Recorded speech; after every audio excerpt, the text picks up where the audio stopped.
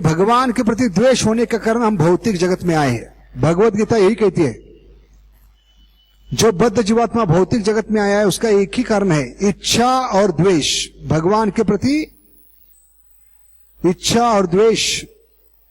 इच्छा क्या है? मुझे भगवान बनना है, मुझे भगवान के समान भोग करना है। भगवान की 16,108 रानी क्यों, मेरी क्यों नहीं? जबकि एक पत्नी संभाल नहीं सकता, लेकिन इच्छा क्या करता है? मेरी भी 16,108 होनी चाहिए। और इस इच्छा को पूरी करने के लिए भगवान उसको भौतिक जगत में भेजते हैं और कहते हैं जितना चाहे प्रयास करो आप भगवान करने का, आपको पूरा भौतिक जगत दिया है।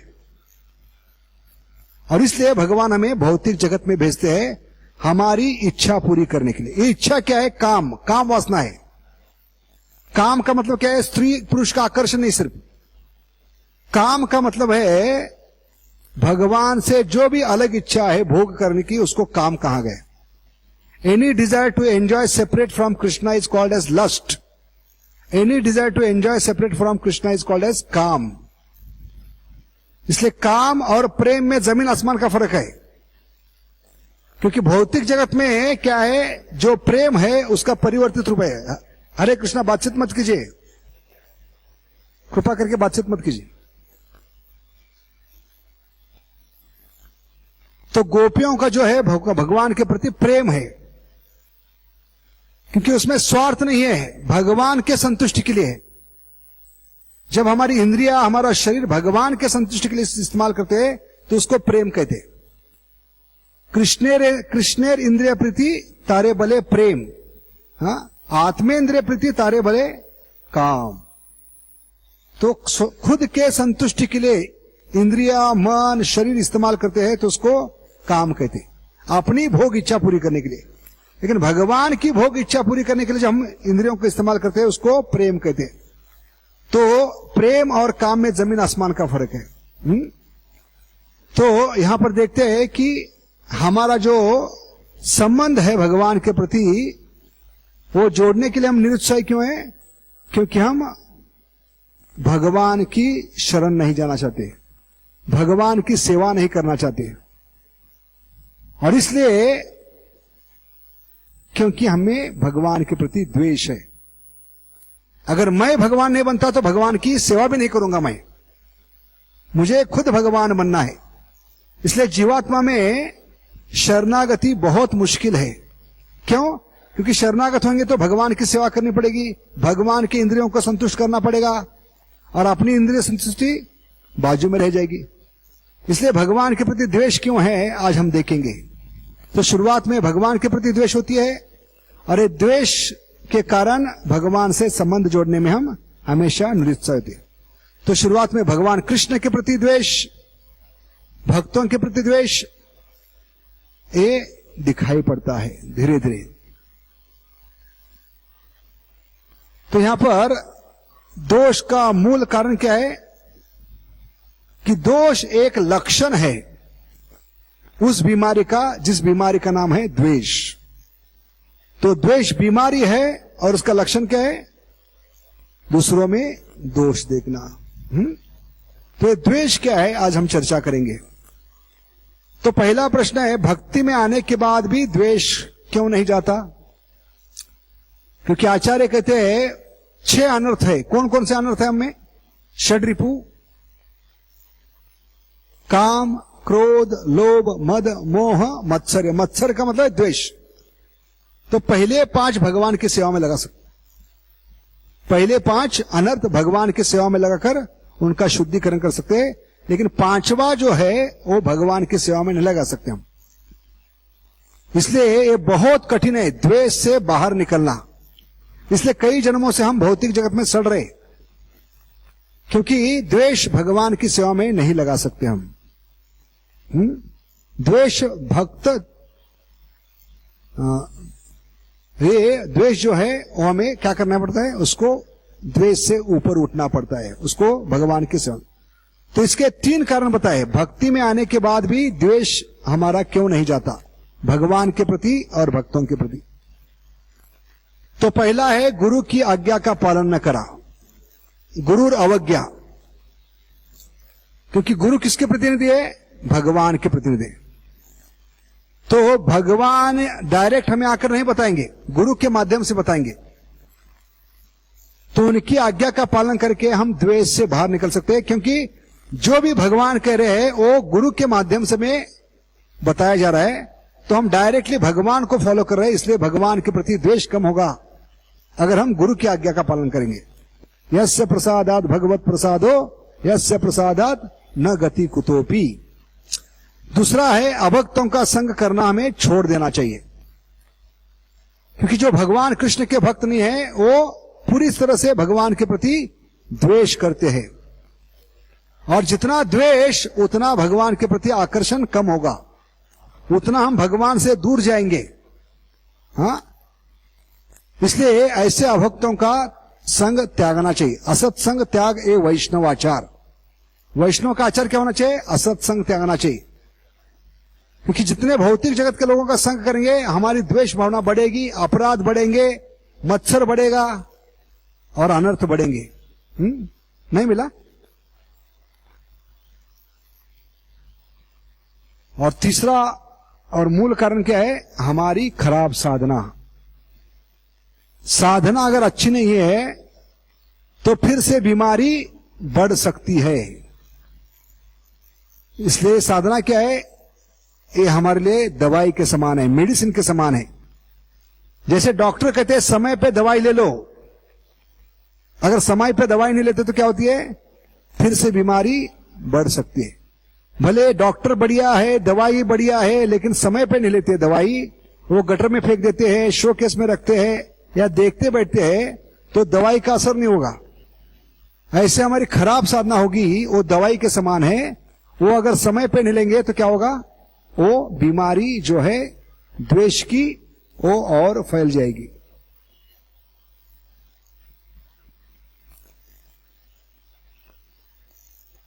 तो जीवों के प्रति, भक्तों के प्रति या कृष्ण के प्रति द्वेष के निगेटिव अप्रत्यक्ष गुणगान है। तो गीता भगवत कहती है क्यों न हम प्रत्यक्ष रूप से भक्तों का गुणगान करें, क्योंकि प्रभुपाद कहते हैं by doing positive we can go back home, back to godhead. भगवत धाम जाना है तो हमें सकारात्मक कार्य करना होगा, क्योंकि आध्यात्मिक जगत में और कुछ नहीं होता, भगवान और भक्तों का गुणगान। भागवतम और कुछ नहीं है, या तो भक्तों का गुणगान है या भगवान का। इसलिए भागवतम है एक इस लोगों के लिए जो मत्सर से बाहर निकलने का प्रयास करे, उन लोगों के लिए भागवतम है, या पूरी तरह से मत्सर से बाहर निकल चुके, निर्मत्सराणाम सताम। भागवतम किस लिए? ये ऐसे परमहंस लोगों के लिए है। इसलिए हमें नकारात्मक करने से अच्छा क्या होगा? सकारात्मक भक्तों का गुणगान करें। तो गीता भगवत में बताते हैं द्वेष किसके प्रति है? मूलतः भगवान के प्रति, कि भगवान ही क्यों भोग करते हैं, हम क्यों नहीं कर सकते? हाँ, और इस कारण हम भौतिक जगत में आए हैं, इच्छा द्वेष समुत्वेन द्वंद्व। या दूसरा कारण क्या है?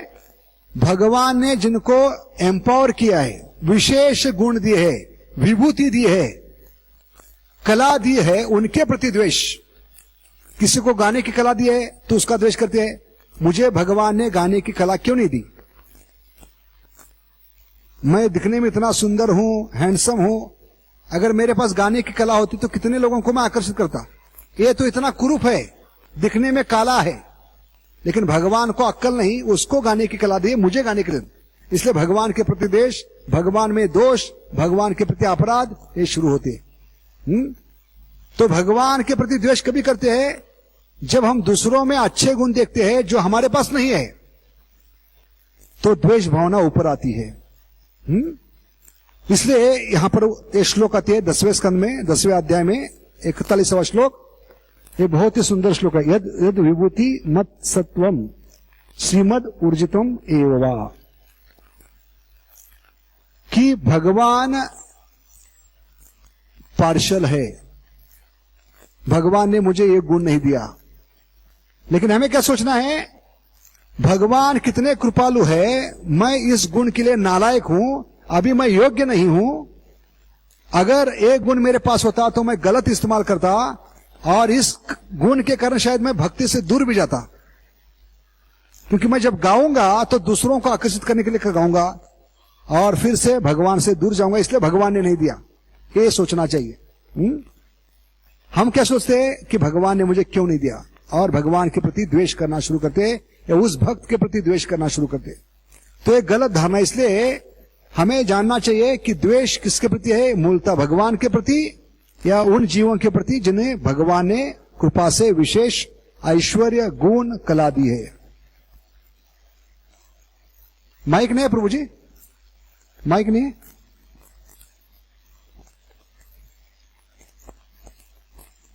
तो द्वेष पहले क्या होता है, भक्तों के प्रति जो है धीरे धीरे कृष्ण के प्रति दिन ब दिन बढ़ता जाता है। और इसका ज्वलंत उदाहरण है दुर्योधन, जिसका वीडियो हम देखने जा रहे हैं। बहुत ही सुंदर वीडियो है। अगर माइक आएगा तो इसको हम तुरंत दिखाते हैं। वायरलेस माइक ने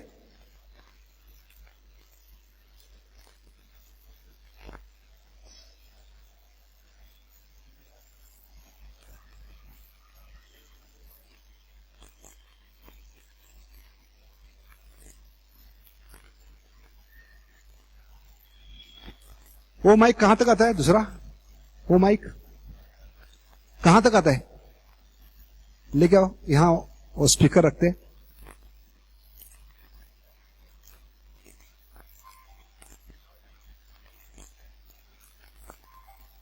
माइक उधर लेके जाओ, इसके सामने रखो। हरे कृष्ण। तो ये वीडियो दिखाएंगे जिसमें हम देखेंगे, उसको नीचे रख दो, नीचे रख दो, नीचे रख दो। हाँ, हरे कृष्ण। और प्रयास करेंगे कि कैसे हम सब दुर्योधन के समान हैं। शुरुआत में दुर्योधन का द्वेष किसके प्रति था, पांडवों के प्रति था। लेकिन ये द्वेष बढ़ते बढ़ते अंत में भगवान के प्रति कैसे बदल गया। ये बहुत ही सुंदर वीडियो है। पांडवों को 5 ग्रामों पर स्वतंत्र अधिकार दे दीजिए महाराज, केवल 5 ग्राम।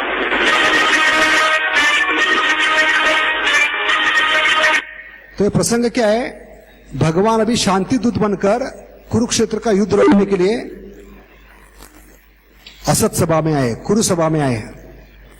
और वहां पे वो अंत में क्या करे, सबसे आसान प्रस्ताव प्रस्तुत करे। क्या करे, और कुछ देने की जरूरत नहीं, सिर्फ 5 गांव पांडवों को दे दो। तो देखिए दुष्ट बुद्धि कैसी है। असत्संग का परिणाम कैसा होता है। भगवान ने कहा सिर्फ 5 गांव देने पांडवों को दे दो। पांडवों को 5 ग्रामों पर स्वतंत्र अधिकार दे दीजिए महाराज, केवल 5 ग्राम।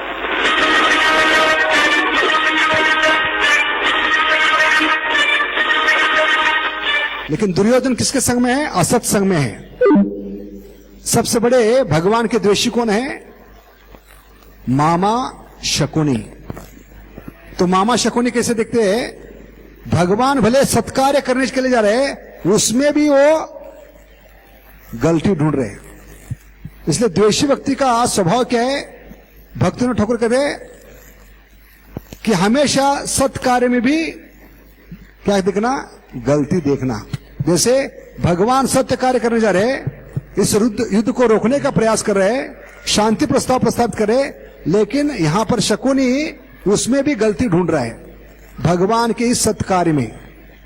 ये द्वेष का लक्षण है।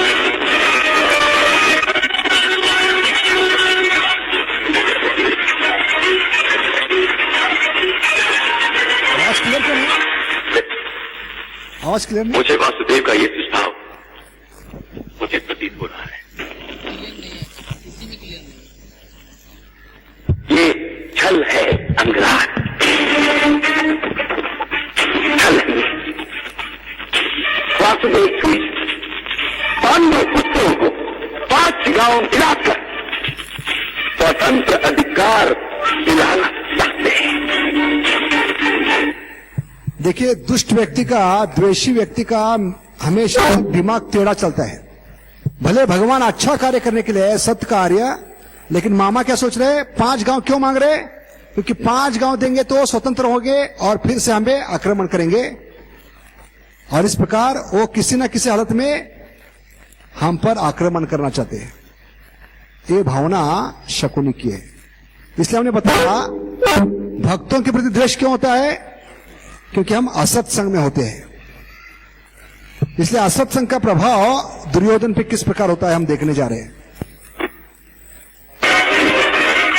स्वतंत्र अधिकार प्राप्त करने के पश्चात पांडुपुत्र हमें द्वंद्व का आह्वान दे सकते हैं।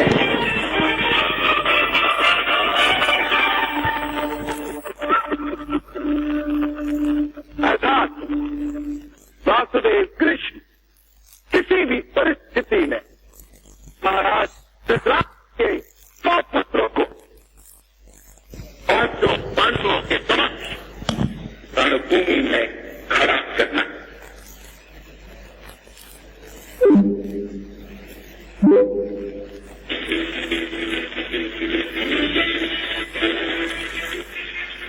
आवाज इसमें प्रॉब्लम है क्या? किसमें प्रॉब्लम है?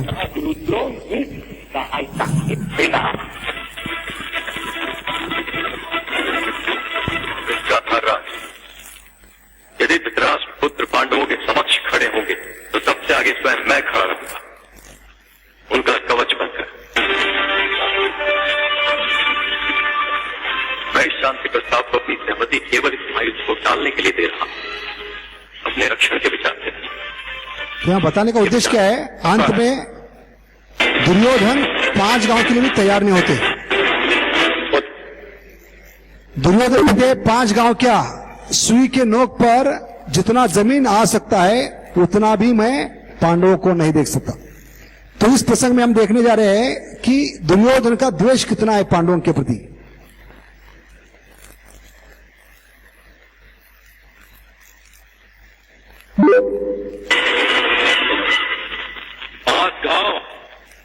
पांच गांव देकर अपनी पराजय मान लूं,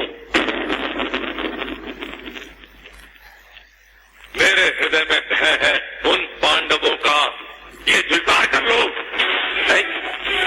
पिताश्री, कुत्ते और सिंह पर पत्थर फेंका जाए तो कुत्ता पत्थर को देखकर भौंकता है और सिंह फेंकने वालों की ओर दहाड़ता है। मैं युद्ध के विचार से भयभीत हो जाऊंगा। मैं असंभव नहीं पुत्र, और ये प्रश्न न संपत्ति का है न सत्ता का है, ये व्यक्तिगत पैर का प्रश्न है पिताश्री।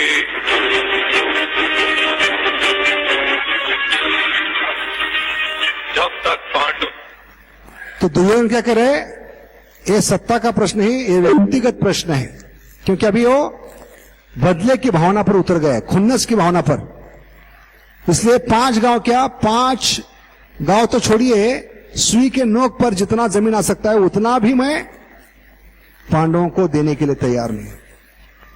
तो कहता है मैं कोड़ी व्यक्ति को आलिंगन कर सकता हूं लेकिन पांडवों को सहन नहीं कर सकता। एक वेश्या को आलिंगन कर सकता हूं लेकिन पांडवों को आलिंगन नहीं कर सकता। और क्या कहता है, जब तक ये पांडव इस धरती पे है मुझे घुटन महसूस हो रही है। देखिए देश भावना क्या है, भगवान को इतने प्रिय है और उन पांडवों के प्रति द्वेष कितना है दुर्योधन में। वो कहते हैं जब तक पांडव सांस ले रहे इस धरती पर तब तक मैं जी नहीं सकता, मुझे घुटन महसूस हो रही है और उनको खत्म करके ही रहूंगा। 5 गांव तो देना दूर की बात है। और अंत में ये द्वेष जो है पांडवों के प्रति किसमें बदलता है, वो अंत में भगवान को भी बंदी बनाने का प्रयास करते हैं। देखिए बहुत सुंदर प्रसंग है जो हम देखने जा रहे हैं। अंत में अपने सिपाहियों को बुलाकर ये मूर्ख दुर्योधन द्वेष के कारण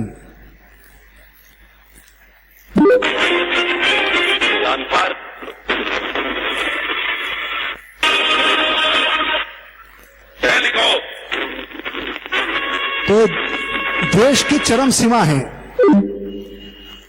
महाभारत में हम देखते हैं कि यहां पर दुर्योधन की बुद्धि इतनी मारी गई है द्वेष के कारण, वो भगवान को बंदी बना रहे हैं।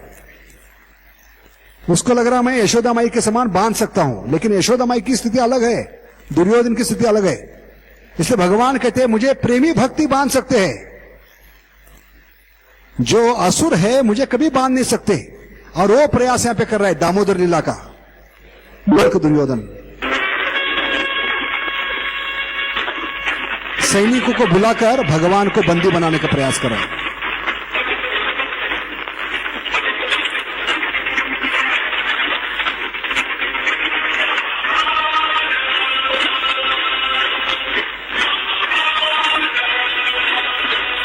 और ये अंतिम प्रयास था कुरुक्षेत्र का युद्ध रोकने का, शांति दूत के रूप में, शांति दूत के रूप में।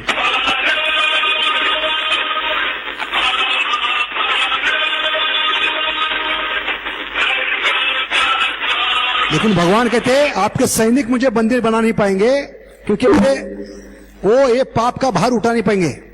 सिर्फ आप ही मुझे बांध कर पाप का भार उठा सकते हो, क्योंकि तभी आपकी मृत्यु होगी भीम के हाथ से, तभी कुरुक्षेत्र का युद्ध होगा। और इस प्रकार भगवान बंदी बनाने के लिए तैयार होते हैं, बंदी बनने के लिए तैयार होते हैं। और अंत में द्वेष के कारण भगवान यहां पर बंदी बनने के लिए तैयार होते हैं, जबकि बाकी सैनिक उनको बांध नहीं सकते। वो जो बेड़ी है वो उठा भी नहीं सकते। तो भगवान कहते हे दुर्योधन, तुम में इतना द्वेष है, इस द्वेष के कारण तुमको ये बेड़ियां उठानी पड़ेगी और मुझे खुद बांधना होगा, तभी मैं बंधा जाऊंगा। आपके सैनिक में ताकत नहीं है, क्योंकि ये इतने द्वेषी नहीं है जितना तुम हो। और अंत में खुद आते हैं, कौन आते हैं? दुर्योधन, और बेड़ियों को उठाकर भगवान को बंदी बनाने का प्रयास करते हैं। देखिए ये द्वेष की चरम सीमा है जीवात्मा की, जो भगवान को बंदी बनाने जा रहा है।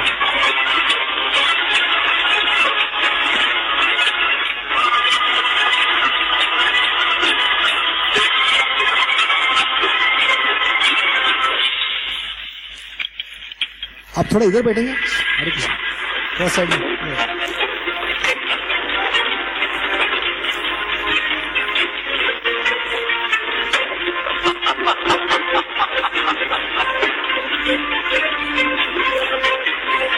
और उतने ही द्वेषी होते हैं उनके भाई, जितने दुर्योधन द्वेषी है उसके भाई दुशासन उतने ही द्वेषी होते हैं, इसलिए वो भी शामिल होते हैं भगवान को बांधने में, और दोनों भाई मिलकर भगवान को बांधते हैं।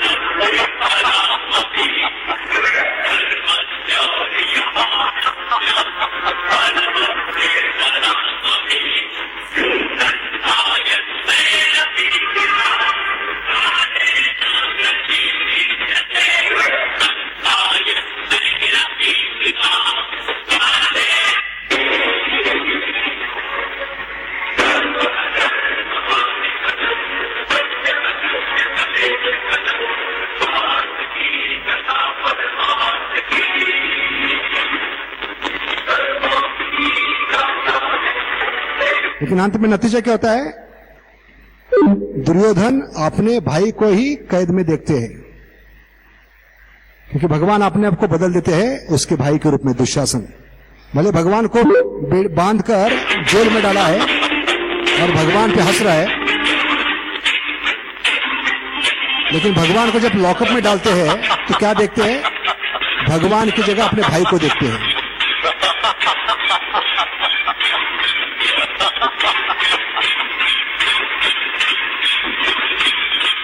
और जब नजर उठा के देखते हैं तो सबसे बड़ा धक्का लगता है, जीवन का सबसे बड़ा धक्का, क्योंकि भगवान ने अपने आप को बदल दिया है। भगवान ने किसका रूप लिया अभी? उसके भाई का, दुशासन का।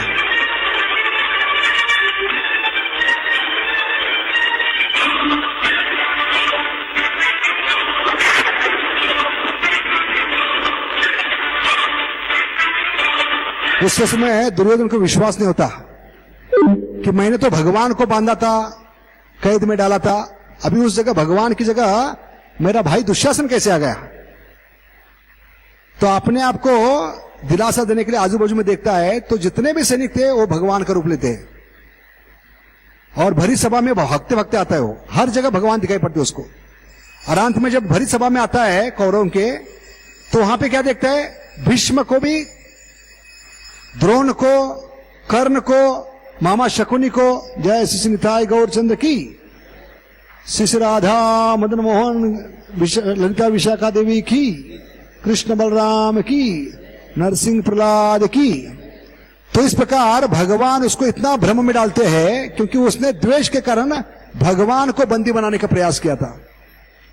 लेकिन अंत में क्या होता है, भगवान ऐसी स्थिति निर्माण करते हैं, हर व्यक्ति में वो भगवान देखने लगता है, हर सैनिक में, हर सिपाही में, उसके भाई में, द्रोण में, भीष्म में, कर्ण में, अपने पिता में, और वो चकरा जाता है कि मैंने किसको बंदी बनाया। भगवान तो हर जगह है, भगवान कैद से कैसे बाहर आए। तब उसको एहसास होता है वास्तविक मैं बंदी बन चुका हूं। और भगवान उसको कहते हैं, बंदी कौन है, तुम हो या मैं हूं? आज तक मुझे कोई बांध नहीं सका, लेकिन द्वेष के कारण तूने मुझे बांधने का प्रयास किया, उसका नतीजा क्या है, आप बंदी बन गए हो। तो इस प्रकार हम देखते हैं कि ये द्वेष के कारण शुरुआत में हम भगवान के भक्तों के प्रति द्वेष करते हैं, और धीरे धीरे ये द्वेष बढ़ते जाता है, और भगवान को भी हम द्वेष करने लगते हैं। तो इसलिए बताते हैं कि ऐसे जीवों को भगवान आध्यात्मिक जगत में वापस नहीं लेते। जब तक हम पूरी तरह से द्वेष भावना से मुक्त नहीं होते, तब तक हम भगवत धाम नहीं जा सकते। इसलिए आध्यात्मिक जगत में द्वेष का कोई स्थान नहीं है। द्वेष का मतलब है एनवी, एनवी का मतलब क्या है कि आध्यात्मिक जगत में उसका कोई स्थान नहीं है। अगर यहां रहकर भी हम भक्तों के प्रति द्वेष करते रहेंगे, तो भगवत धाम में जाकर, आध्यात्मिक जगत में जाकर भी भक्तों का द्वेष करेंगे, और द्वेष का आध्यात्मिक जगत में कोई स्थान नहीं। एनवी का मतलब है no vacancy in spiritual world. इसलिए भागवतम के तीसरे स्कंद में बहुत ही सुंदर वर्णन आता है कि वैकुंठ का वातावरण क्या है, आध्यात्मिक जगत का वातावरण क्या है। आध्यात्मिक जगत में अनेक पंछी बहुत ही मधुर सुर में भगवान की संतुष्टि के लिए गाते होते हैं। हर कोई पंछी गा रहा है, लेकिन उस समय उस पंछियों के सभा में जब भ्रमर गाना शुरू करते हैं, तो हर एक पंछी अपना गाना रोककर क्या करते हैं, भ्रमर को सुनना पसंद करते हैं। ऐसा नहीं कि सारे पंछी भ्रमर का द्वेष करके बड़े उच्च स्वर में उसका आवाज दबाने के लिए गाते हैं, नहीं, क्योंकि भ्रमर का जो गीत है भगवान को सबसे प्रिय है। क्योंकि ये गीत राधा रानी ने गाया, भ्रमर गीत गोपियों ने गाया है। इसलिए जैसे भ्रमर उस सभा में आते हैं, तो बाकी सारे पंछी क्या होते हैं, शांत हो जाते और भ्रमर का गीत सुनना शुरू करते। उसी प्रकार जब कीर्तन होता है भगवान के सामने, तो हमें क्या करना है, उस कीर्तन में साथ देना है। सोचिए, हर एक भक्त जितने भी आए 100 लोग अपने अपने सुर में, अपने अपने ताल में गाते रहेंगे, तो कभी कीर्तन होगा, वो भगवान को प्रसन्न करने होगा? नहीं। कोई अपना ट्यून गा रहा है, कोई हरे कृष्ण का पिक्चर का ट्यून गा रहा है, करताल वाले अपना करताल आवाज दिखाने के लिए जोर से बजा रहे हैं, मृदंग वाले अपने तरीके से बजा रहे हैं, और जो गायक गा रहा है उसका आवाज, उसका धुन कोई गा नहीं गा रहा है, हर कोई अपनी धुन गा रहा है। तो कितना केवास होगा, कितना गड़बड़ी होगी कीर्तन में, और वो भगवान को प्रसन्न नहीं करने वाला हो। इसलिए संगीत का मतलब क्या है, संकीर्तन का मतलब है हम बिना द्वेष के जो माइक में गा रहा है उसके धुन के अनुसार पीछे से गाना है, उसके आगे भी नहीं है। वो जब गाएगा किस प्रकार गा रहा है, किस धुन में गा रहा है, किस लय में गा रहा है, वो द्वेष बिना रखे भगवान के संतुष्टि के लिए वो गाएंगे। तो ये मंदिर में जो संकीर्तन चल रहा है, जो गाना चल रहा है, भजन चल रहा है, वो वैकुंठ का भजन होगा और वो भगवान को प्रसन्न करना होगा। इसलिए मंदिर में जब आते हैं तो हमें अपने तरीके से गाना नहीं है, जो गा रहे हैं उनके पीछे पीछे गाना है और उनके ताल में, सुर में गाना है। तो उसको संकीर्तन का है, सम्यक कीर्तन। यानी द्वेष भावना को त्याग कर भगवान के संतुष्टि के लिए, भगवान ने जिनको चुना है माइक में गाने के लिए, उनके पीछे पीछे गाने से हम क्या कर रहे हैं, उस व्यक्ति के प्रति द्वेष न रखते हुए भगवान की प्रसन्नता के लिए एक गाना गा रहे और वो भगवान को प्रसन्न करने वाला होगा। तो ये वैकुंठ का वातावरण कहा गया है। उसके आगे हम देखते हैं आज कि द्वेष के लक्षण क्या है। तो द्वेष का लक्षण क्या है, जब आप खुद से ज्यादा दूसरों को महत्व अन्य लोग देते देखकर हमें सहन नहीं होता, ये लक्षण है। अगर हमें जलन होती है, एसिडिटी होती है, दूसरों का गुणगान हो रहा है, वो दूसरों का गुणगान सुनकर हमें तकलीफ होती है, वो सुन नहीं पाते, इसका मतलब है हमारे अंदर क्या है, रोग है, द्वेष का रोग है। समझ गए आप? जैसे आदमी को एसिडिटी होती है, वो अंदर भी नहीं ले सकता, बाहर भी नहीं निकाल सकता, और उसकी बहुत जलन होती है। ऐसे जिसके अंदर द्वेष है, वो दूसरे भक्तों का गुणगान सहन नहीं कर पाता, दूसरों को जो मान सम्मान मिल रहा है वो सहन नहीं कर पाता। वो सोचता है मुझे क्यों नहीं मिल रहा है, उसको ही क्यों मिल रहा है। तो ये बीमारी का लक्षण है, और बीमारी का नाम क्या है, द्वेष। जैसे गोपाल चपल जो श्रीवास ठाकुर के प्रति अपराध कर रहे थे, द्वेष कर रहे थे। क्यों कर रहे थे? क्योंकि उनको देखा नहीं गया कि मैं इतने सालों से काली की पूजा कर रहा हूं, लेकिन अभी ये श्रीवास गांव में आया है, हरि भजन शुरू किए, भगवान की भक्ति शुरू किए, इनके आंगन में ज्यादा लोग आ रहे हैं, मेरा बिजनेस कम हो रहा है। और उनकी टांग खींचने के लिए, उनको बदनाम करने के लिए, ताकि जो लोग मुझसे वहां गए हैं उनको वापस लाने के लिए, उसको बदनाम करने के लिए उनके आंगन में वो क्या फेंकने लगे, मांस, हड्डी, काली पूजा का साधन फेंकने लगे। और इस प्रकार ये द्वेष के कारण करने लगे, मच्छर के कारण। उनको गोपाल चपाल का जो गुणगान हो रहा है भक्त के नाते, वो सहन नहीं हो रहा था। यह दूसरा उदाहरण है हरिदास ठाकुर और रामचंद्र खान का। जिस गांव में रामचंद्र खान रहते थे, उस गांव में हरिदास ठाकुर आ गए। तो रामचंद्र खान उस गांव का मुखिया था, ब्राह्मण परिवार सा था, और पूरा गुंडा था, और जबरदस्ती से लोगों से आदर प्राप्त करने का प्रयास करते थे। लेकिन जब साधु आया तो सारे लोग साधु के पीछे। हरिदास ठाकुर बहुत बड़े महान संत थे, निरंतर भगवान का नाम लेते थे, 192 माला करते थे, हरे कृष्णा कृष्णा कृष्णा हरे हरे, हरे राम राम राम हरे हरे। और हमेशा भगवान का नाम का गुणगान, भगवान का गुणगान। इसलिए सारे गांव के लोग रामचंद्र का पीछा छोड़कर अभी हरिदास ठाकुर के पीछे लगे।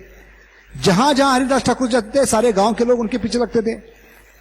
और ये देखकर अभी ईर्ष्या होने लगी रामचंद्र खान की, कि ये तो मुसलमान परिवार से है, यौवन परिवार से है, और मैं ब्राह्मण परिवार से होकर भी लोग मेरा नहीं सुन रहे, इस म्लेच्छ के पीछे जा रहे, इस यौवन के पीछे जा रहे, इसलिए इसको बदनाम करना चाहिए। उसका द्वेष बढ़ने लगा, उसका मत्सर्य बढ़ने लगा, और किसी भी हालत में इसका पतन करना चाहिए। पतन करने के बाद लोग इसका पीछा छोड़ देंगे और फिर से मेरे पास आएंगे। इस बहाने से वो उस गांव में जितनी भी वेश्याएं थे उनको बुलाया। बड़ा जमींदार था, धनवान व्यक्ति था, और कहा कि जो भी आप में वेश्याओं में जो वेश्या इस हरिदास ठाकुर का पतन करवाएगी, उसको मैं सबसे बड़ा इनाम दूंगा। तो उसमें एक सबसे बड़ी सुंदर, अति सुंदर वेश्या थी, उसका नाम था लक्षहीरा। लक्षहीरा का मतलब उसका कीमत कितना था, एक दिन का 1 लाख हीरे, उतनी सुंदर वो वेश्या थी। तो उसको चुना गया हरिदास ठाकुर का पतन करने के लिए।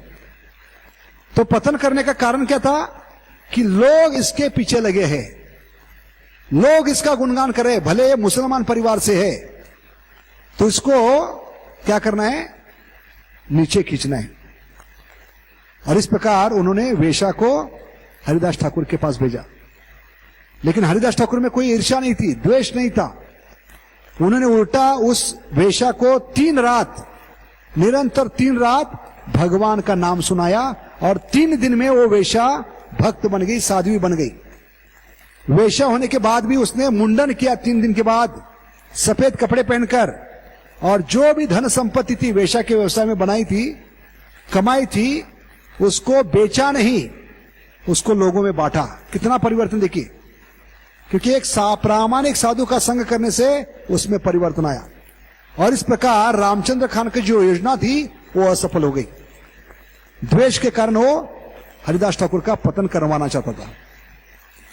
इसलिए जब ईर्ष्या होती है, कभी होती है हमें, द्वेष कभी होता है जब हमसे ज्यादा लोगों को मान सम्मान मिलता है।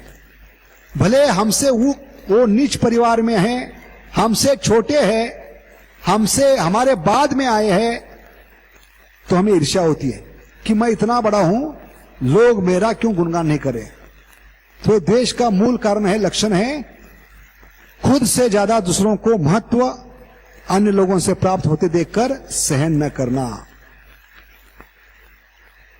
दूसरा कारण क्या है, लक्षण क्या है, जब आदमी खुद की तारीफ कर रहा है, खुद का बखान कर रहा है, तो समझना है वो बीमार है। क्या बीमारी है उसकी? उसके अंदर बहुत द्वेष है, क्योंकि वो सुनने के लिए तैयार नहीं दूसरों का गुणगान। दूसरे सुनाने से पहले खुद का सुनाना चाहता है। ये लक्षण क्या है? उसमें बीमारी है, वो बहुत फैल गई है नस नस में, खून खून में, क्योंकि वो दूसरों का गुणगान सहन नहीं कर सकता। इसलिए दूसरे मुंह खोलने से पहले अपना मुंह खोलकर अपना बखान करना शुरू करता है। इसलिए उस व्यक्ति को क्या समझना है? वो बीमार व्यक्ति है द्वेष भावना का। ये लक्षण है। और एक लक्षण क्या है? दूसरों के सत्कार्य में भी दोष देखना। जैसे हमने क्या देखा, मामा कंस, ये भगवान जो सत्कार्य करने के लिए आए थे, इस युद्ध को रोकने के लिए आए थे, और किस स्तर पे आए भगवान कि कम से कम 5 गांव दो पांडवों को, ताकि इतना बड़ा मनुष्य हानि होने वाला है, रक्तपात बहने वाला है, रक्त की नदियां बहने वाली है इस कुरुक्षेत्र के युद्ध में, वो कम से कम हम रोक सकते हैं। इस भावना से भगवान ने कहा कि कम से कम 5 गांव दो। ये सत्कार्य था सारे मानव जाति के लिए, खूनपात रक्तपात बचाने के लिए। लेकिन इसमें भी मामा कंस क्या देख रहे? द्वेष के कारण क्या देख रहे? इसमें भी कुछ भगवान का हेतु है। भगवान हमें क्या कर रहे हैं? उल्लू बनाने का प्रयास कर रहे हैं। तो सत्कार्य में भी क्या देखना? दोष देखना, गलती। क्या दोष देखा? कि 5 गांव लेकर पांडव स्वतंत्र होंगे, और एक बार स्वतंत्र होंगे तो हम पे हमला करेंगे फिर से। इस प्रकार वो इंगित कर रहा है, बता रहे हैं, द्वेष के कारण। तो इस प्रकार हमारे आचार्य भक्तिनाथ ठाकुर भी कहते हैं सुंदर भजन में, इस भजन का नाम है हमारा जीवन। हमारा जीवन इस भजन में कहते हैं सुकार्य विरत अकार्य उद्योग्यमान। अपने जीवन के बारे में बता रहे कि वास्तविक महान भक्त इस प्रकार नहीं होते, लेकिन बद्ध जीवात्मा का जीवन कैसे होता है ये बताने के लिए अपने आप को उदाहरण बनाकर वो बताते हैं कि बद्ध जीवात्मा में क्या दोष होता है, क्या बीमारी होती है। वो अच्छे कार्य में भी बुराई देखता है, अच्छे कार्य में भी दोष देखता है। तो ये अगला लक्षण है दोष का, द्वेष का। या अगला लक्षण क्या है द्वेष का? मान सम्मान की अपेक्षा रखना। हमेशा लोग मुझे मान सम्मान दे। अगर मान सम्मान नहीं मिलता तो हम द्वेष से, मत्सर से क्या करते हैं? लोगों का अपराध करना शुरू करते हैं, दोष देखना शुरू करते हैं। और ऐसे लोग भगवान का भजन नहीं कर सकते, क्योंकि महाप्रभु ने क्या कहा है?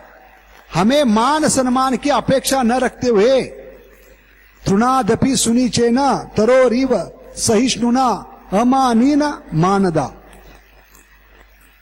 खुद को मान की अपेक्षा नहीं रखना है, खुद को तृण से नीच समझकर, पेड़ से सहिष्णु समझकर, दूसरों को मान सम्मान देते हुए खुद को मान की अपेक्षा न रखते हुए, तभी हम भगवान का नाम ले सकते हैं। हरे कृष्णा कृष्णा कृष्णा हरे हरे, हरे राम राम राम हरे। तो क्यों कहते हैं महाप्रभु? क्योंकि मान सम्मान की अपेक्षा रखते हैं। अपेक्षा का मतलब है हमेशा हमें दो चीज मिलती है जो नरक के द्वार है। मान सम्मान मिला भी तो इतना ही क्यों मिला, इतना कम क्यों मिला, ये पहला नुकसान है अपेक्षा रखने से मान सम्मान की। नुकसान क्या है? पहला नुकसान है मान सम्मान मिलना पर भी इतना ही क्यों मिला। मैं इतना योग्य व्यक्ति हूं, मुझे 100% मान सम्मान मिलना चाहिए था, अभी 50% मान सम्मान मिला है। तो मिला उसमें संतुष्ट नहीं होंगे, लोभ बढ़ेगा कि ये लोगों को अक्ल नहीं है, मैं कितना योग्य व्यक्ति हूं, मैं कितना महान व्यक्ति हूं, मुझे 100% मिलना चाहिए, बाकी लोगों को मान सम्मान देने की जरूरत नहीं थी। जितने भी गार्लैंड लाए, हार लाए हैं, मुझे डालना चाहिए। जितने भी शॉल लाए हैं, मुझे डालना चाहिए। जितने भी वक्ता आए हैं, उनको मौका न देते हुए 2 घंटे मुझे ही बोलने का अवसर देना चाहिए। तो ये लालच बढ़ती है। अगर मिला भी तो प्रॉब्लम क्या है? लालच बढ़ती है, इतना ही क्यों मिला। और नहीं मिला तो नुकसान क्या है दूसरा? कि मुझे क्यों नहीं मिला, मैं इतना योग्य व्यक्ति था। तो मिलने पर लोभ बढ़ता है, नहीं मिलने पर क्रोध बढ़ता है। और भगवद गीता में भगवान क्या कहते हैं? लोभ और क्रोध दोनों नरक के द्वार है, ये हमें नरक में ही लेके जाएंगे। इसलिए द्वेष को रोकना है तो हमें मान सम्मान की अपेक्षा नहीं रखना है। क्योंकि द्वेषी व्यक्ति भगवान का नाम नहीं ले सकता, क्योंकि वो अपेक्षा करता है और अपेक्षा से हमें नुकसान ही होता है, अपेक्षा से दुख ही मिलता है। और ये साक्षात्कार है पिंगला वेश्या का। जितना हम अपेक्षा करते भौतिक जगत से, भौतिक लोगों के जगत के लोगों से, उतना हमें दुख मिलता है। आशा ही परम दुखा नाम। इसलिए ये द्वेष को हमें त्यागना चाहिए। अगला लक्षण क्या है द्वेष का? दूसरों की उन्नति प्रगति हमें सहन नहीं होती।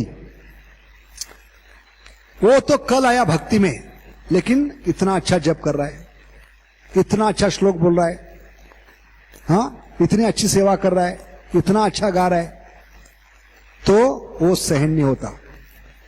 क्योंकि मैं 10 साल से पापड़ बेल रहा हूं, लेकिन मैं गा नहीं पा रहा हूं, और ये आज आया है और गा रहा है, इतना अच्छा गा रहा है, तो द्वेष बढ़ता है, वो सहन नहीं कर पाते। और अगला लक्षण क्या? और एक दूसरों को कम समझना।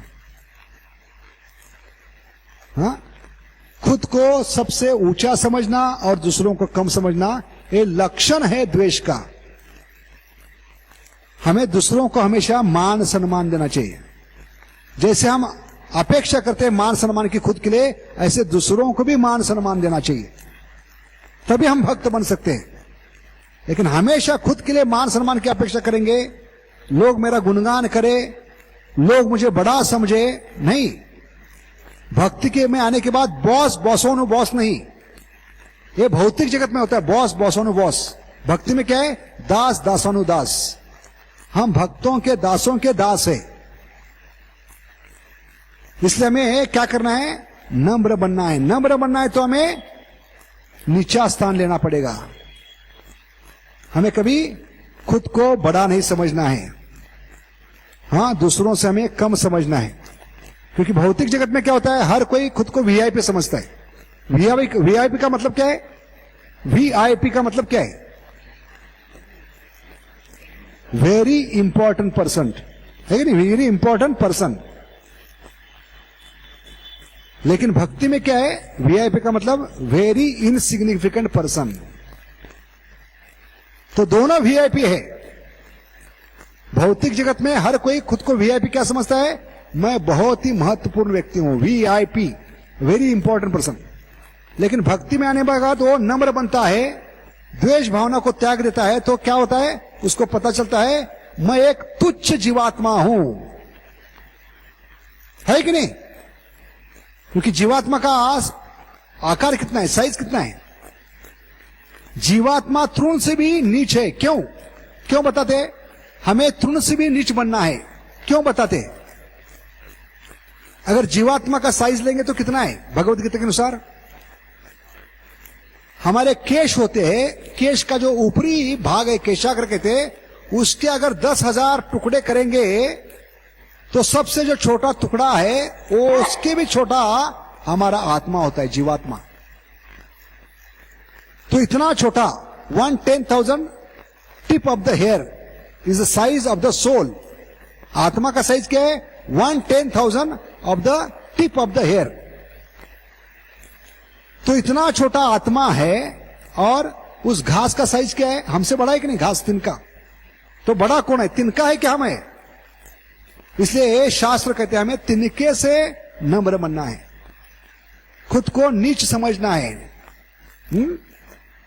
और इस भावना से हम भगवान का भजन कर सकते हैं। तृणादपि सुनीचे न तरोरी व सहिष्णुना अमानी न मानदे न कीर्तने सदाहरी। और द्वेष का और एक लक्षण क्या है? बदले की भावना रखना, हमेशा बदला लेने की योजना बनाना।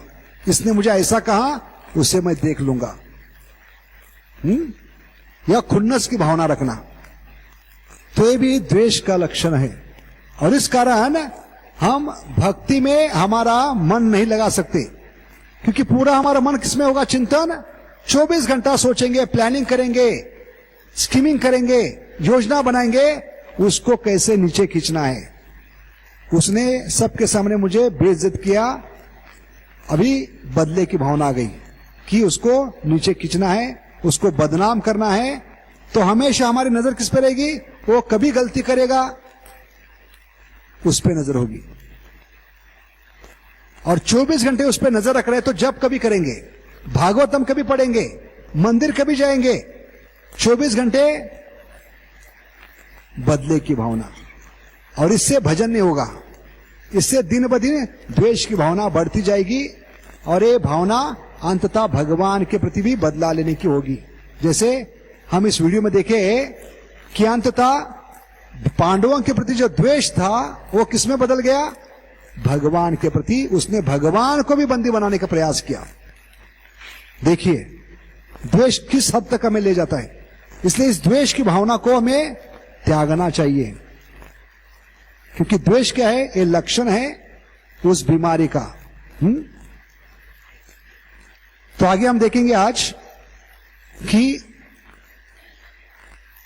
ये सभी जो लक्षण है एक व्यक्ति में प्रकट होते हैं महाभारत में। फिर से हम वीडियो देखेंगे। भगवान से प्रार्थना करते हैं इसका आवाज जो है साउंड अच्छा हो।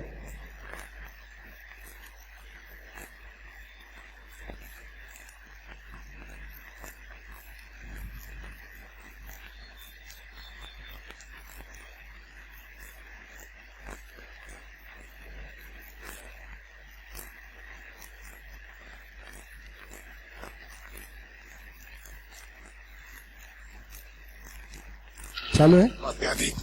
अरे बोल। ये कार्य में सफल होता है तो उससे मुझे घोर पीड़ा पहुंचती है। ये कार्य भी कृष्ण ने करवाया है ना, मैं इसे अवश्य निष्फल करूंगा। तो ये कौन है? शिशुपाल है।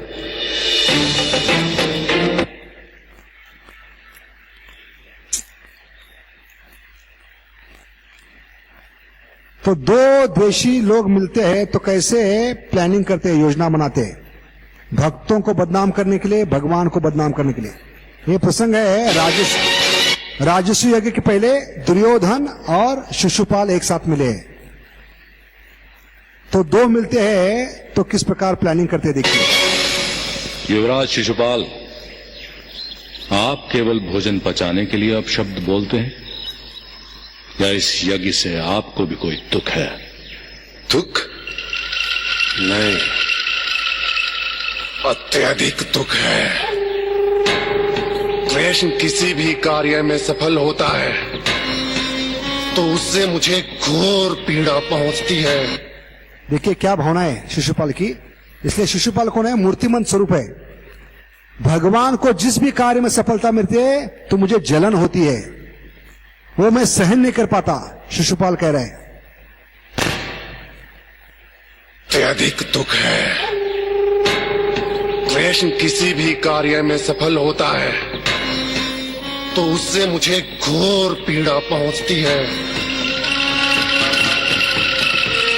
ये कार्य भी कृष्ण ने करवाया है ना, मैं इसे अवश्य निष्फल करूंगा।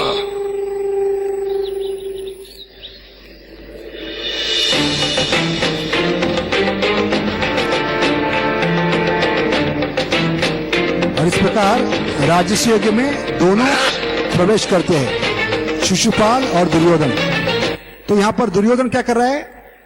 शिशुपाल में जो द्वेष है उसको और भड़का रहा है, अग्नि में तेल डालने का काम कर रहा है। उसको याद दिला रहा है कि किस प्रकार भगवान कृष्ण ने ही आपके 2 हाथ छीने हैं और 1 आंख छीनी है। शिशुपाल जब जन्मा था तो 2 एक्स्ट्रा हाथ थे और तीसरी आंख थी उसको। तो उसको लग रहा था कि मेरा देवता के समान ऐश्वर्य था, लेकिन जन्म के समय किसने छीना ये ऐश्वर्य? मेरा कृष्ण ने। इसलिए सारी जिंदगी भर भगवान के प्रति द्वेष करता था और भगवान जो भी सत्य कार्य करते थे, जहां भी भगवान का गुणगान होना होता है वहां हाजिर होकर वो भगवान की द्वेष करने का प्रयास करता होता है। और ये प्रसंग है राजसी यज्ञ जिसमें वो प्रवेश कर रहा है।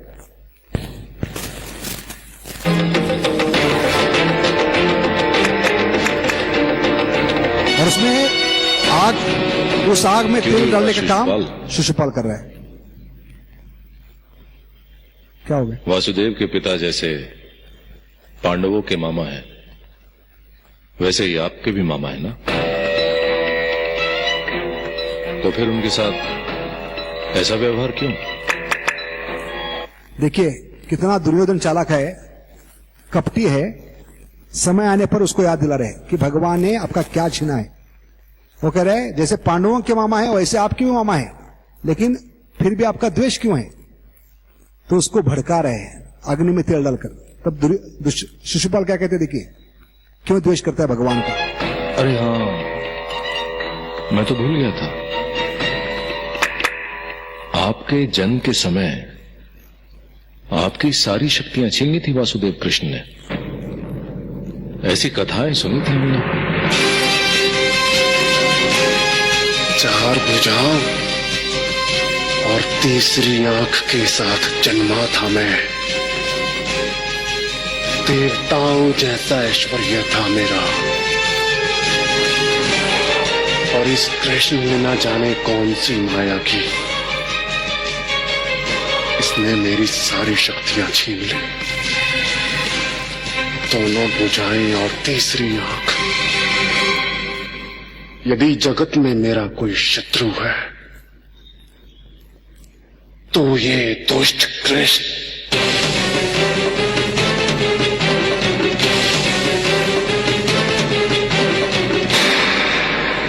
और आप भी मेरी भांति नपुंसक बनकर यहां पर आए हैं युवराज शिशुपाल। वास्तव में वासुदेव कृष्ण के प्रपंचों के सामने कोई भी नहीं जीत सकता। अगला तिल क्या डर रहा है कि वासुदेव कृष्ण के सामने कोई कापट नहीं कर सकता, सबसे बड़ा कपटी है वो। तब वो एक चैलेंज लेता है, उसको खुन्नस देने के बाद शिशुपाल कहता है किसी भी हालत में ये राजसी यज्ञ मैं क्या करूंगा? नहीं होने दूंगा, क्योंकि कृष्ण को ये मान सम्मान मिल रहा है। राजसी यज्ञ क्यों किया था पांडवों ने? ताकि कृष्ण का गुणगान हो। अरे कृष्ण का गुणगान रोकने के लिए, क्योंकि शिशुपाल सहन नहीं कर पा रहा था, क्योंकि इस राजसी यज्ञ में सबसे बड़ा अग्र पूजा का मान किसको दिया गया? कृष्ण को दिया गया। जबकि भीष्म थे और कई राजा थे, तो शिशुपाल जानबूझकर अभी यज्ञ में बाधा डालने का प्रयास करेगा। मैं तुम्हारी भांति नपुंसक नहीं हूं दुर्योधन। ये यज्ञ कृष्ण ने करवाया है ना, मैं किसी भी भांति इस यज्ञ को अपवित्र करूंगा। किसी भी प्रकार से मैं इस यज्ञ को पूर्ण नहीं होने दूंगा। कृष्ण की योजना विफल हो गई।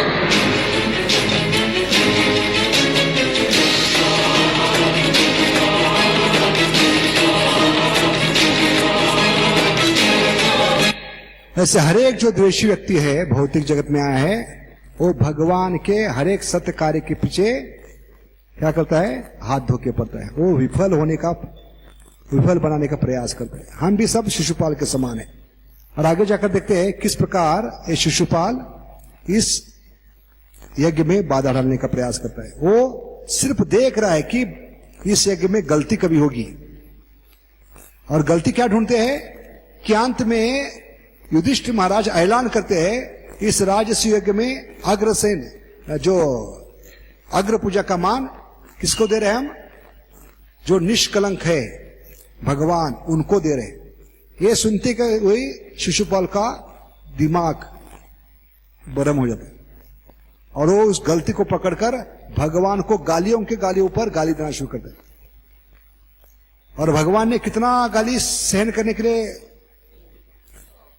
स्वीकार किया था, 100। लेकिन इस यज्ञ में जो शिशुपाल है वो अंत में काउंटिंग भूल जाता है और भगवान काउंटिंग करते होते हैं। देखिए किस प्रकार।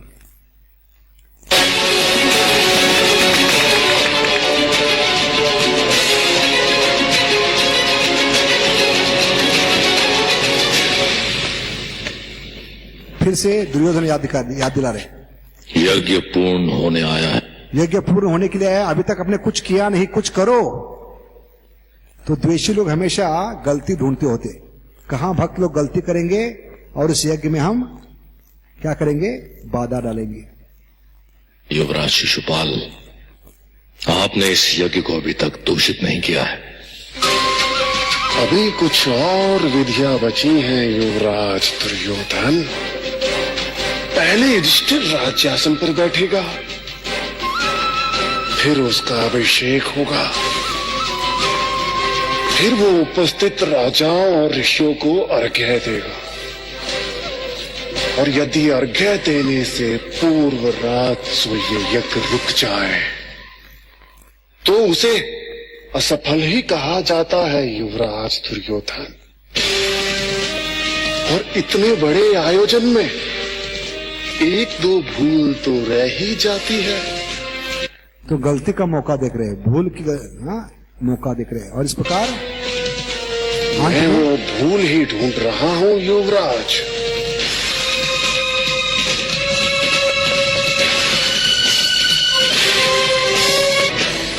देखा की ना मूर्खता युधिष्ठिर ने। तो देखिए कितना आनंद आ रहा है शिशुपाल को कि सिर्फ ऐलान किया इस अग्र पूजा का मान हम किसको दे रहे, भगवान कृष्ण को। तो अभी उसको मौका मिल गया कि कृष्ण को ही क्यों, इसलिए हम सब शिशुपाल है कि भगवान कृष्ण ही क्यों, वही क्यों भोग कर रहे, वही 56 भोग क्यों कर रहे, उनकी 16,118 क्यों है, उनकी पूजा क्यों हो रही है, हमारी पूजा क्यों नहीं हो रही है। इस प्रकार सब हम शिशुपाल है और इस प्रकार भगवान में गलती ढूंढना शुरू करते हैं भगवान के द्वेष के कारण। जैसे भगवान को गाली देना शुरू कर, मैं किसी भी स्थिति में इस यज्ञ को पूर्ण नहीं होने दूंगा।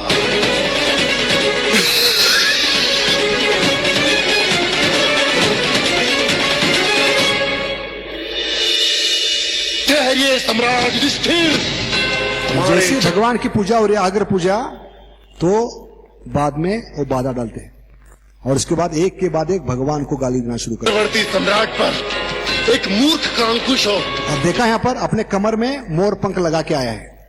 कितने मोर पंख थे कमर में, आगे पीछे काउंटिंग करने के लिए 100। लेकिन गाली देते देते इतना आगे बढ़ा द्वेष के कारण, क्योंकि उस दिन में बहुत फॉर्म में था वो 100 गाली के बाद भी वो भूल गया कि मोर पंख खत्म हो गए, 100 खत्म हो गए, फिर भी उसका उत्साह कम नहीं हुआ गाली देने का। अंत में द्रौपदी और भगवान कृष्ण के संबंध में लांछन लगाने लगा और उस समय तक 100 अपराध हो चुके थे। 100 मोर पंख निकालकर हर समय वो फेंक रहा था, वो काउंटिंग खत्म हो चुका था। और उस समय जब द्रौपदी और कृष्ण पे लांछन लगाया कि ये भगवान की सखी कैसी हो सकती है, एक विवाहित स्त्री, और तब वो पकड़ा गया भगवान कृष्ण के द्वारा, क्योंकि 100 मोर पंख उसने हर समय काउंट करके फेंक दिए थे। इसका मतलब है 100 अपराध हो चुके थे अभी उसके। अरे जो द्रौपदी और भगवान के बारे में जो बता रहा था, वो उसका कौन सा अपराध था? 101। तो भगवान ने उसको क्लीन बोल्ड कर दिया। कैसे? अपने सुदर्शन चक्र से उसका गला काट कर। इसलिए हम शिशुपाल के समान मौका नहीं देखना चाहिए। हर जगह हर समय गलती ढूंढने का प्रयास नहीं करना चाहिए, भक्तों में और भगवान में।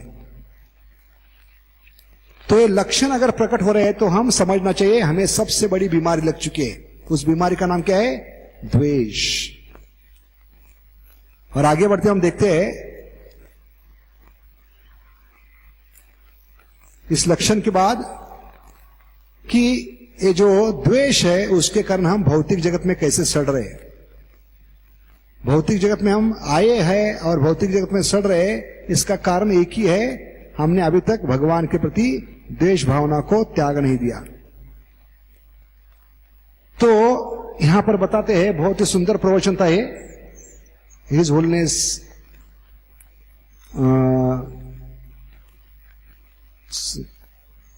देवामृत महाराज स्वामी महाराज का, वो बताते रहे कि whole material life is built upon envy. भौतिक जगत में आधार जो है वो क्या है? भगवान के प्रति द्वेष। उस द्वेष के कारण भौतिक जगत में सब जीवात्मा आए। पूरा बेस इस भौतिक जगत का है, जो द्वेषी है उनको ही इस जेल में डाला गया है, जिन्होंने भगवान के प्रति द्वेष किया है, भगवान से अलग किया है, भगवान के प्रति बगावत की है द्वेष के कारण। तो एनवी क्या है? Root cause of our material existence. और इसलिए हम गधे के समान भौतिक जगत में जन्म जन्मांतर बोझ उठा रहे। इसका कारण क्या है? गधे के समान हम कार्य कर रहे हैं क्योंकि हम भगवान के प्रति द्वेषी होने के कारण माया हमें गधे के समान काम करवा रही है। जैसे जेल में काम करवाते हैं, क्यों करवाते हैं? क्योंकि उसने सरकार के प्रति बगावत की है, सरकार के नियमों का उल्लंघन किया है। तो जो भी द्वेषी है उसने भगवान का नियमों का उल्लंघन किया है, इसलिए उसको कैद में डाला गया भौतिक जगत में, और वो गधे के समान यहां पर काम कर रहा है जन्म जन्मांतर। तो ये द्वेष क्यों है किसी व्यक्ति के प्रति? या हमारा वो सुपीरियर हो, वरिष्ठ हो, या हमारा बराबर का भक्त हो। ये दो व्यक्तियों के प्रति हम द्वेष करते हैं। हमारे से जो नीचे है उसका द्वेष नहीं करते, या तो हमारे बराबर है या हमारे ऊपर है, ऐसे व्यक्ति का हम द्वेष करते हैं। क्यों? क्योंकि उसके पास वो चीज है जो मेरे पास नहीं है, उसके पास वो कला है जो मेरे पास नहीं है, इसलिए हमें द्वेष होता है उस व्यक्ति का। भले मेरे साथ आया लेकिन उसके पास ये गुण है, ये चीज है। हाँ, इस प्रकार दो व्यक्तियों का हम क्या करते हैं? द्वेष करते हैं, या तो हमारे बराबर के व्यक्ति का या हमारे ऊपर के। हमारे जो नीचे है वो ऑलरेडी नीचे है, तो हमारी श्रेष्ठता दिखाने का प्रयास करने की कोई जरूरत नहीं। लेकिन हमारे जो बराबर है, हमारे ऊपर है, उनको दिखाना है कि मैं आपसे श्रेष्ठ हूं, वो चीज हासिल करने के बाद जो आपके पास है। इसलिए वो बता रहे थे, what you don't get so easily even after you are foaming at your mouth. कि हम गधे के समान मुंह से फोम निकालने के बाद भी जो चीज हमें मिली नहीं है वो उसके पास आराम से कैसे मिली। मैं 10 साल से प्रयास कर रहा हूं भजन गाने का, लेकिन इसको 1 साल में भजन गाना आ गया, तो हम द्वेष करते हैं और वो कला प्राप्त करने का हम प्रयास करते हैं। अगला चीज बता रहे थे, कितना द्वेष होता है जीवात्मा में कि वो द्वेष में आकर सामने कौन व्यक्ति है उसको देखता नहीं, उसको खत्म करने का प्रयास करता है। तो उदाहरण बता रहे थे महाराज जी, गोवर्धन लीला में क्या इंद्र को मालूम नहीं था कि भगवान गोपाल उसके स्वामी हैं? लेकिन द्वेष कितना था, हर साल उसकी इंद्र पूजा हो रही थी। 1 साल एक छोटे से बालक के कहने पर ब्रजवासियों ने वो गोवर्धन इंद्र पूजा स्थगित कर दी। तो उसके इंद्रिय भोग में जब बाधा आ गई तो एकदम द्वेष से वो क्या करने लगा, भगवान को खत्म करने का प्रयास करने लगा। तो द्वेष कभी करते हैं जब हमारी इंद्रिय भोग में बाधा आती है, तो मां बाप को देखते नहीं, भाई बहन को देखते नहीं, बच्चों को देखते नहीं, पत्नी को देखते नहीं, कोई रिश्ता देखते नहीं, यहां तक कि भगवान को भी देखते नहीं, भगवान को भी खत्म करने का प्रयास करते हैं। इसका दूसरा उदाहरण हमने बताया था हिरण्यकशिपु का। उसके इंद्रिय भोग में बाधा क्या थी? उसका 5 साल का बालक जो अभी असुर परिवार में जन्म लेने के बाद भी भक्त बनने जा रहा था। अगर ये भक्त बनेगा तो क्या होगा? सारे लोग भक्त बनेंगे, मांसाहार बंद होगा, है कि नहीं? असुरी काम बंद होंगे। जैसे घर में कोई भक्त बनता है तो घर के लोगों को डर लगता है। अभी ये भक्त बन गया तो घर में अंडा नहीं आएगा, मांस नहीं आएगी, मछली नहीं आएगी। हमारी इंद्रियों में भोग में बाधा है, इसलिए इसको ही घर से निकाल दो। उस प्रकार हिरण्यकशिपु की भावना क्या थी? अगर ये घर में रहेगा, भक्ति करेगा तो असुर कुल का नाश होगा और हम कैसे जिएंगे? राक्षस के नाते हम मांस नहीं खाएंगे पाएंगे, रक्त नहीं पी पाएंगे, हमारा वर्चस्व स्थापित नहीं कर पाएंगे, बॉस होना उस बॉस बनना है, हमें दास होना दास नहीं बनना है। तो इसलिए envy to the extent to kill even our all relatives. Kansa का तीसरा उदाहरण है। कंस ने अपने बहन का गला काटने के लिए तलवार निकाली। किस बहन का? जिससे इतना प्रेम करता था, जिसके लिए रथ का सारथ्य कर रहा था। तो ये ज्वलंत उदाहरण है भागवतम में 3, जहां पर द्वेष भावना बढ़ती है। किस कारण? हमारे इंद्रिय भोग में जब बाधा आती है तो हम तलवार निकालते हैं और किसी को छोड़ते नहीं। कोई भी रिश्तेदार हो, माता पिता भाई बहन, यहां तक कि भगवान को भी छोड़ते नहीं। उसका ज्वलंत उदाहरण है इंद्र पूजा, गोवर्धन पूजा। आगे वो बता रहे थे कि भौतिक जगत में कई जन्मों से हम निरंतर एक ही प्रयास में हैं, भोग करने के।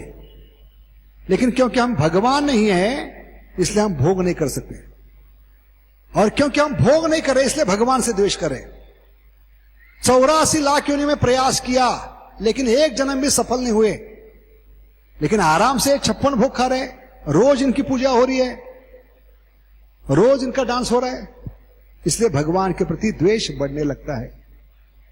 और आगे बता रहे थे हम लेजी क्यों हैं? क्योंकि हम भगवान के प्रति द्वेष करते हैं।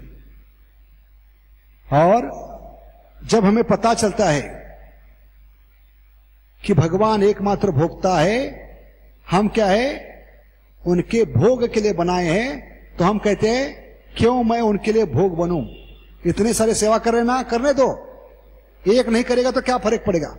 इसलिए हम भगवान की सेवा में क्या होते हैं? ढीले पड़ जाते हैं, भगवान की सेवा में लगने के लिए निरुत्साही बनते हैं। और इसका मूल कारण है यानी भी क्योंकि मैं भोग नहीं कर रहा हूं और उसके भोग में मदद कैसे कर सकता हूं?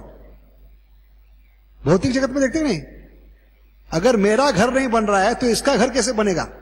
जैसे एक व्यक्ति था, वो हमेशा अपने पड़ोसी का द्वेष करता था, तो भगवान को प्रसन्न किया उसने और कहा कि मेरे एक ही इच्छा है। क्या इच्छा है? कि मुझे जो भी मिले उसका आधा मेरे पड़ोसी को मिले, पूरा नहीं मिले।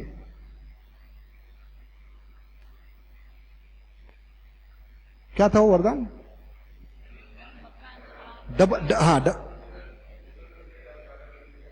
हाँ, भगवान कहते हैं कि भले आप उसका द्वेष करते हैं लेकिन मैं आपको वरदान देता हूं, आपको जो भी मिलेगा उसका डबल उसको मिलेगा। तो उसका द्वेष और बढ़ गया। तो द्वेष इस हद तक बढ़ा गया कि उसने वरदान में एक बार क्या मांगा अंत में? कि मेरी एक आंख चली जाए। देखिए द्वेष कितना हद तक ले जाता है कि उसका नुकसान होना है तो क्या करना पड़ेगा? मुझे कुछ गंवाना है, लेकिन कुछ गंवाऊंगा लेकिन उसका नुकसान करूंगा, क्योंकि हर बार उसको डबल मिल रहा है। मैंने एक कार मांगी उसको 2 कार मिली, मैंने एक घर मांगा उसको 2 घर मिले। तो अंत में सोचने लगा इसको नुकसान करना है तो क्या करना पड़ेगा? तो भगवान को क्या कहा? मेरी एक आंख चली जाए। तो उसको आनंद क्या मिला? मेरी एक आंख चली गई लेकिन कम से कम उसकी 2 आंख चलेगी। तो ये आनंद मिलता है हमें। द्वेष के कारण क्या मिलता है?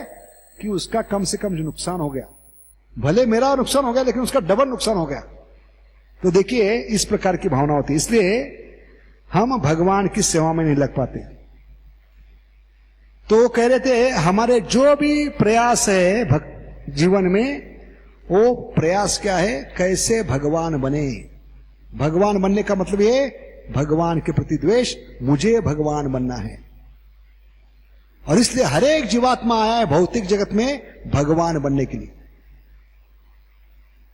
लेकिन कभी हम सफल नहीं हुए, क्योंकि जब तक द्वेष भावनाओं को त्याग नहीं देते तब तक हम इस भौतिक जगत में सुखी नहीं हो सकते। तो वो बता रहे थे कि if Krishna has why I can't, अगर भगवान की 16,108 है, कम से कम मेरी 8 तो होनी चाहिए। इसलिए वो गलत अवैध स्त्री संग में लग जाता है, क्योंकि मेरे पास इतना पैसा है, इतना ऐश्वर्य है, भगवान भोग कर सकते हैं तो मैं क्यों नहीं। इसलिए कई लोग भगवान पे लांछन लगाते कि भगवान ने पर स्त्री के साथ नृत्य कैसे किया आधी रात में। तो इसका कारण एक बताते हैं कि जैसे आप मिठाई की दुकान में जाते हैं और क्या देखते हैं मिठाई की दुकान में, वो मिठाई वाला मिठाई खा रहे, मिठाई वाला अपने दुकान में खुद मिठाई खा रहे। दुकान में जब जाते तो क्या देखते हैं, मिठाई वाला अपने दुकान में मिठाई खा रहे। तो आप मूर्खता के कारण उसको पूछ नहीं सकते आप मिठाई क्यों खा रहे हो। अगर पूछोगे गलती से तो क्या कहेगा, तुम्हारे बाप का क्या जाता है, दुकान मेरा है, मिठाई मेरी है, और तुम पूछने वाले कौन हो।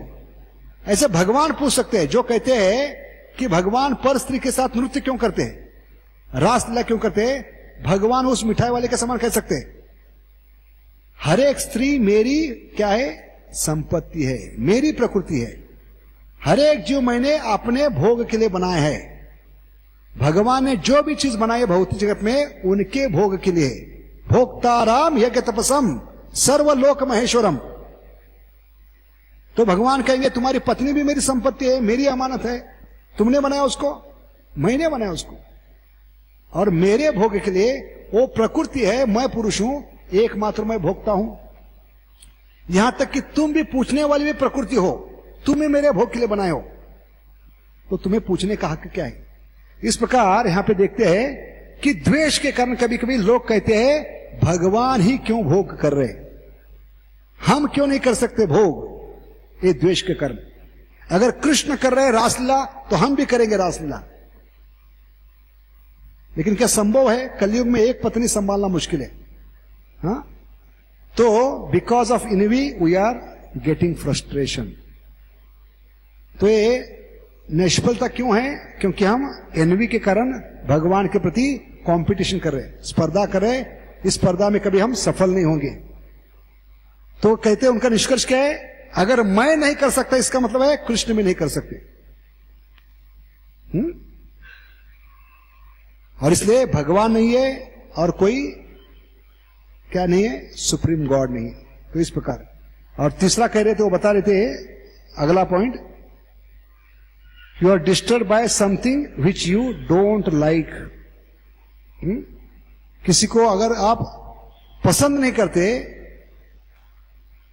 तो आप उस व्यक्ति को देखकर क्या होते हैं, डिस्टर्ब होते हैं। इसका मतलब क्या है, वो द्वेष का लक्षण है। वो व्यक्ति जब सामने आता है आप डिस्टर्ब होते हो, विचलित होते हो उसके कारण, तो आपके में क्या है, उस व्यक्ति के प्रति द्वेष है। जैसे दुर्योधन के सामने जब भी पांडव आते थे वो विचलित हो जाता था। तो यहां पर आज हम रुकेंगे और अभी प्रश्न लेंगे अगले 10-15 मिनट के लिए। आज का जो विषय है द्वेष के बारे में, बाद में दोष देखने की जो वृत्ति है उसके बारे में, और अपराध के बारे में, जो हमने पिछले 3-4 दिन से चर्चा की है। क्योंकि अगले महीने हम इसका अंतिम भाग प्रस्तुत करेंगे। इस अंतिम भाग में होगा कि अपराध की भावना से, दोष देखने की वृत्ति से, और जो द्वेष है, ये सभी दुर्गुणों से हमेशा के लिए बाहर निकलना है। तो 5 चीज क्या करना है जिसके कारण हमें भक्तों के साथ अच्छा प्रेम का आदान प्रदान हो। ये प्रेम का आदान प्रदान बनाए रखने के लिए, अगर भक्तों के साथ प्रेम का आदान प्रदान है तो भगवान के साथ भी आध्यात्मिक जगत में हमारा प्रेम का आदान प्रदान हो सकता है, तभी हम आध्यात्मिक जगत में साल सकते। इसलिए 5 चीज क्या करनी है जिसके कारण हम इस भौतिक जगत में रहकर ये अच्छा ट्रेनिंग ले सकते हैं, भक्तों के साथ अच्छा प्रेम का आदान प्रदान कैसे बना सकते हैं। ये 5 विषय हम अगले बार लेंगे। जो जीवन में पालन करने से क्या होगा, हम अपराध की भावना से बाहर निकलेंगे, द्वेष की भावना से बाहर निकलेंगे, और जो दोष देखने की वृत्ति है वो हमेशा के लिए नष्ट होगी। इसलिए 5 विषय अगली बार चर्चा करेंगे, लेकिन उसके पहले हम चर्चा करेंगे कि इसके बारे में कुछ प्रश्न हो तो। जय श्री श्री निथाय गौर चंद्र की जय, श्री श्री राधा मदन मोहन ललिता विशाखा देवी की, कृष्ण बलराम की, नरसिंह देव भगवान की, प्रहलाद महाराज की। क्योंकि बहुत ही कठिन विषय है, क्योंकि ये कई जन्मों से हम करते आ रहे हैं, और द्वेष सबसे कठिन है इससे बाहर निकलना। इसलिए हमने प्रयास किया अपनी योग्यता के अनुसार कि द्वेष किसको कहते हैं, कैसे हम द्वेष के कारण भौतिक जगत में सड़ रहे हैं, कैसे भगवान के साथ ईर्ष्या कर रहे हैं, भगवान को भी मारने का प्रयास कर रहे हैं, सत्कार्य में दोष देख रहे हैं भगवान के, ये देखा। तो इसके बारे में कुछ प्रश्न हैं आज के प्रवचन के बारे में। यस प्रभु जी, आगे आइए, माइक लीजिए। हरे कृष्णा। जब हम भक्ति में नए नए आते हैं तो उससे पहले हम बहुत दुखी होते हैं, कभी कभी सफरिंग कर रहे होते हैं, तो नए नए आते हैं तो सोचते हैं भक्ति में आके हम सुखी हो जाएंगे। सुखी हो भी जाते हैं, ऐसा नहीं, लेकिन कभी कभी हमारी एक